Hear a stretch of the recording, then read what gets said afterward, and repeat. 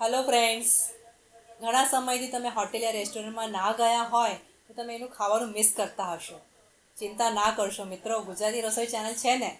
આજે હું તમને ચીઝ બટર મસાલાની રેસીપી બતાવી રહી છું. મિત્રો, આ પંજાબી શાક ખાવામાં એટલું ટેસ્ટી લાગે છે ને કે તમે જો એકવાર બનાવશો ને તો ખાતા જ રહેશો. તમે ગુજરાત સાઈડ કોઈ પણ હોટેલ યા રેસ્ટોરન્ટમાં જશો ને તો તમને આ પંજાબી શાક ખાસ જોવા મળશે. તો ચાલો ફ્રેન્ડ્સ, હવે હું તમને આ રેસીપી બતાવી દઉં છું. હા મિત્રો, ગુજરાતી રસોઈ ચેનલને સબસ્ક્રાઈબ કરવાનું ના ભૂલશો અને બાજુમાં આપેલા બેલ આઇકોનને પણ ક્લિક કરજો.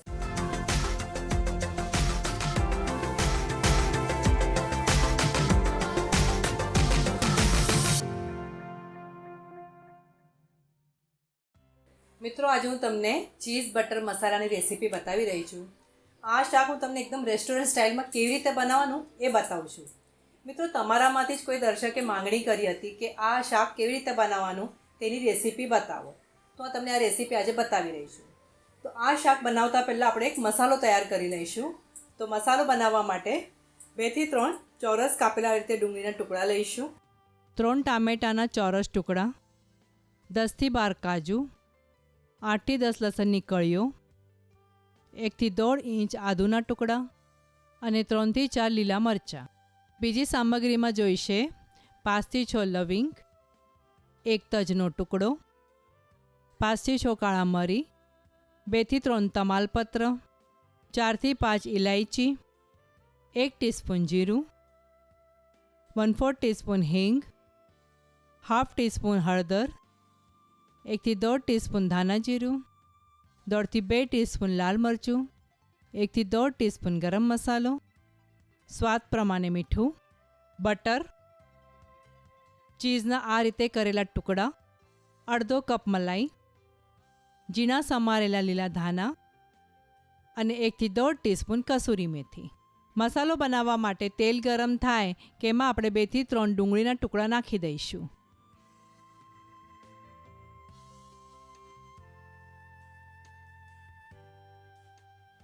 ત્રણ ટામેટાના ટુકડા.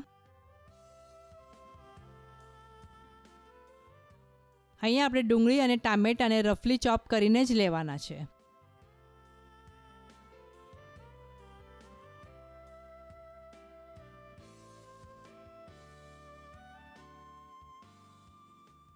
આઠ થી 10 લસણની કળીઓ, 1 થી 1.5 ઇંચ આદુના ટુકડા, 3 થી 4 લીલા મરચાં અને 10 થી 12 કાજુ નાખીને મિક્સ કરીને હલાવી લઈશું.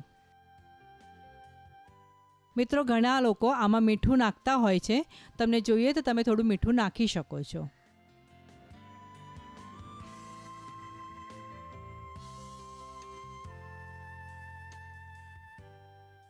હવે આ મસાલાને ઢાંકીને આપણે 3 થી 5 મિનિટ માટે કૂક થવા દઈશું.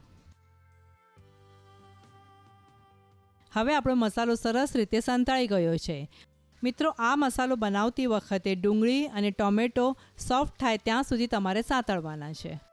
હવે આ મસાલાને આપણે ઠંડુ થવા દઈશું અને મસાલો ઠંડો થાય પછી આપણે એને મિક્સરમાં ગ્રાઇન્ડ કરી લઈશું. હવે શાક બનાવવા માટે કઢાઈમાં થોડું ઘી લઈશું. એમાં 2 થી 3 ટીસ્પૂન આપણે બટર નાખીશું. મિત્રો, આ શાક તમે ઘી અને બટરમાં બનાવશો ને તો ખાવામાં એકદમ જોરદાર લાગશે. આ શાક બનાવતી વખતે તમે ડાયટનો વિચાર ના કરશો. વન્સ ઇન અ વાઇલ આ રીતે શાક બનાવીને જરૂર ખાજો.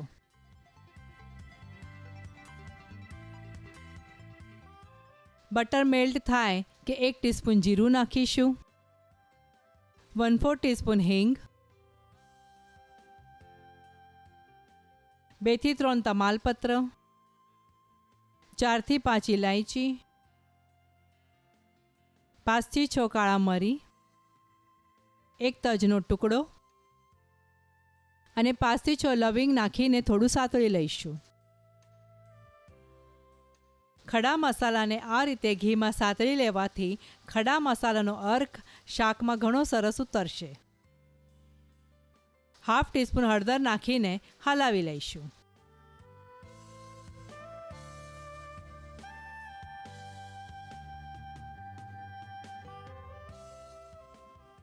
હવે તૈયાર કરેલી પેસ્ટ નાખીને આ પેસ્ટને પણ આપણે સરસ રીતે મિક્સ કરીશું.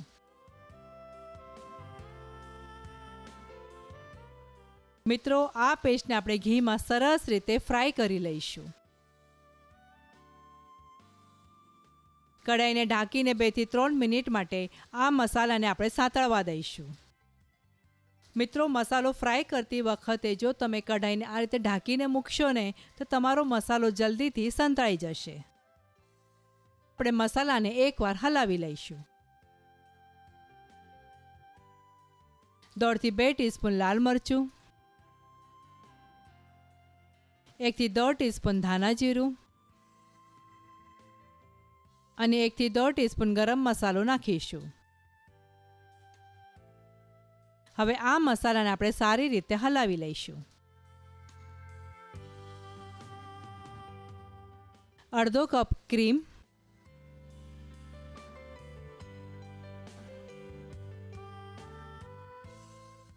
અને સ્વાદ પ્રમાણે મીઠું નાખીને સરસ રીતે મિક્સ કરીશું. મસાલામાંથી ઘી છૂટું થાય ત્યાં સુધી આપણે એને હલાવતા રહીશું.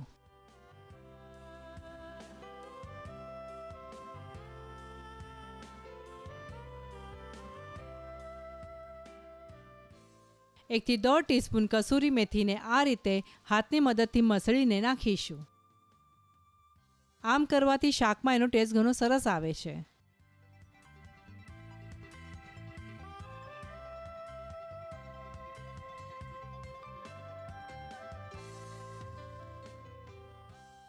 કસૂરી મેથીને આપણે સારી રીતે મિક્સ કરી લઈશું.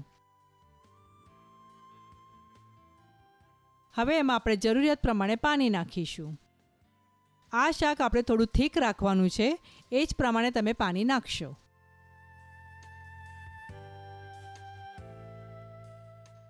હવે આપણે ગેસની ફ્લેમ બંધ કરી દઈશું અને ચીઝના ટુકડા નાખીશું.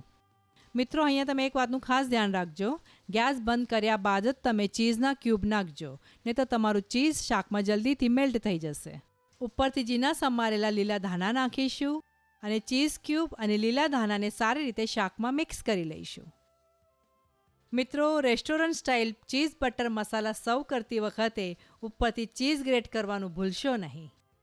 ચીઝ અને બટરથી ભરપૂર ચીઝ બટર મસાલા મિત્રો તમારા માટે તૈયાર છે. સરસ ખાઓ, સ્વસ્થ રહો અને ગુજરાતી રસોઈ જોતા રહેશો.